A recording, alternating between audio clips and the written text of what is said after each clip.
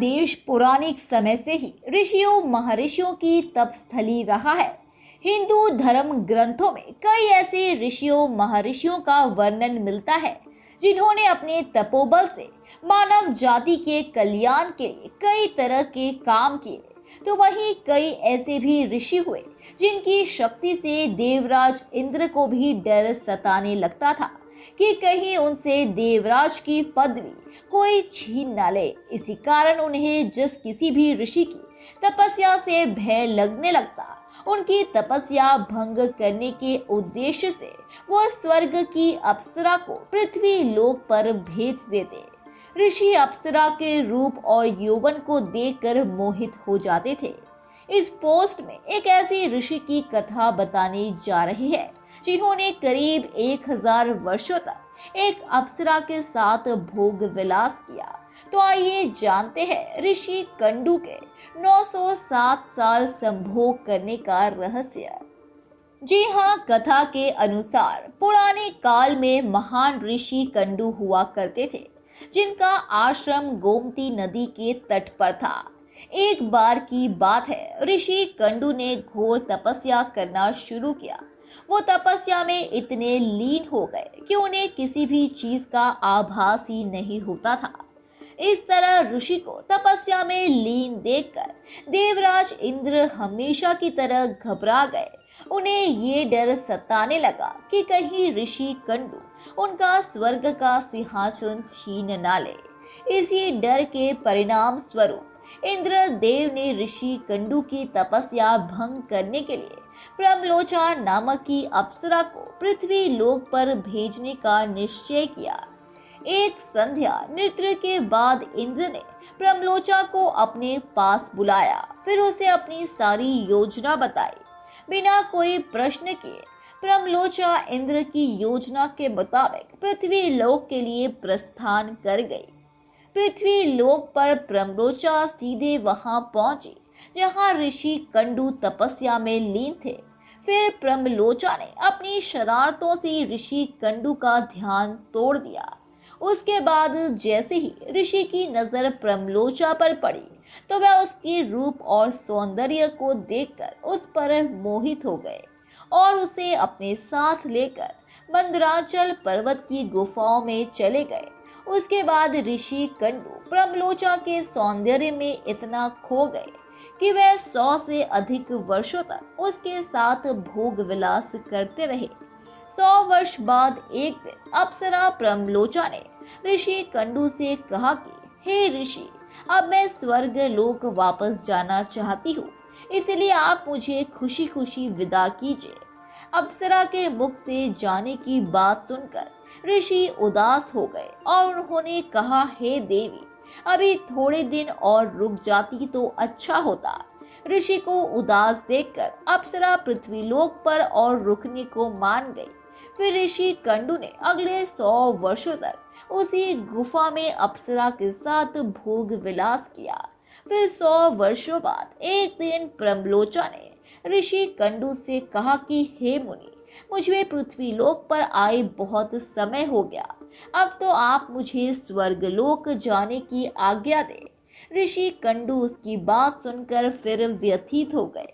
बोले, हे देवी, अभी कुछ समय और रुक जाओ, फिर चले जाना। इसी तरह कई वर्ष बीत गए और जब भी अप्सरा प्रमलोचा स्वर्गलोक जाने की बात ऋषि से कहती तो वह किसी तरह उसे मना लेते। वो अप्सरा ऋषि के श्राप से भी डरती थी कि कहीं क्रोध में आकर ऋषि कंडू से श्राप ना दे दे। उधर महर्षि की काम वासना में लिप्त होने से अप्सरा के प्रति उनका प्रेम नित्य बढ़ता ही जा रहा था। तपस्या पूजा पाठ का त्याग कर दिन रात ऋषि कंडू भोग विलास में डूबे रहते। एक दिन की बात है, ऋषि कंडू बड़ी तेजी से अपनी कुटिया से निकल रहे थे। तभी प्रमलोचा उनके पास आई और पूछने लगी, हे मुनि, आप कहाँ जा रहे हैं?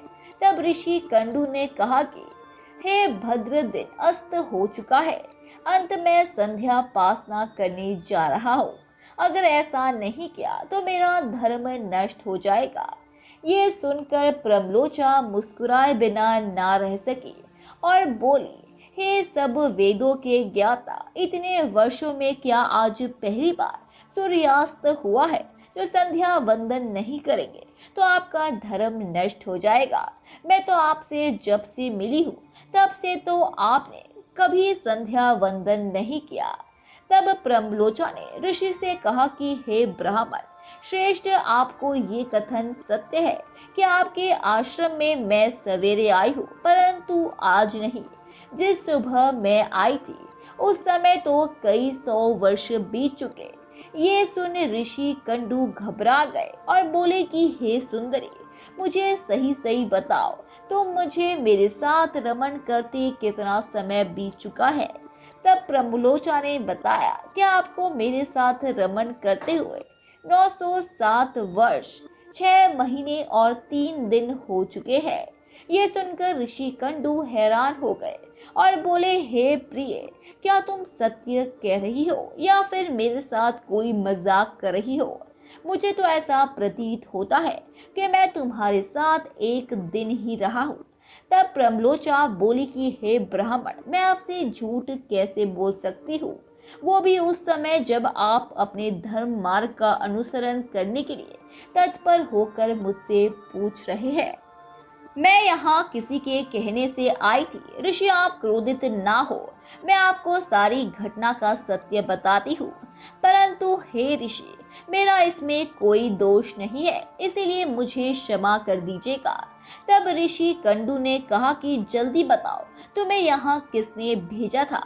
तब प्रम्लोचा ने कहा कि आपकी तपस्या से देवराज इंद्र को डर लगने लगा था और उन्होंने ही आपकी तपस्या भंग करने के लिए मुझे यहाँ भेजा था। प्रम्लोचा के मुख से ऐसे वाक्य सुनकर ऋषि कंडू व्याकुल हो गए और बोले कि धिक्कार है मुझ पर, मेरा धर्म नष्ट हो गया। एक स्त्री ने मेरी बुद्धि को भ्रष्ट कर दिया। इस स्त्री के संग से मेरा समस्त जीवन का तप नष्ट हो गया। इसलिए हे पापिन स्त्री, अब तू जहाँ चाहे जा सकती है, क्योंकि तुझे इंद्र ने जिस कार्य के लिए भेजा था वह कार्य संपन्न हो गया। तूने मेरा तप नष्ट कर दिया। धन्यवाद दोस्तों। उम्मीद है कि आपको हमारे द्वारा बताई गई जानकारी काफी पसंद आई होगी। इसलिए ऐसे ही रोचक तथ्यों और रहस्यों को जानते रहने के लिए हमारे चैनल को सब्सक्राइब करें। अपनी प्रतिक्रिया कमेंट बॉक्स में दें, उसे लाइक करें और अपने दोस्तों रिश्तेदारों को भी इस जानकारी से रूबरू कराने के लिए हमारे इस चैनल को ज़्यादा से ज़्यादा शेयर करें। धन्यवाद।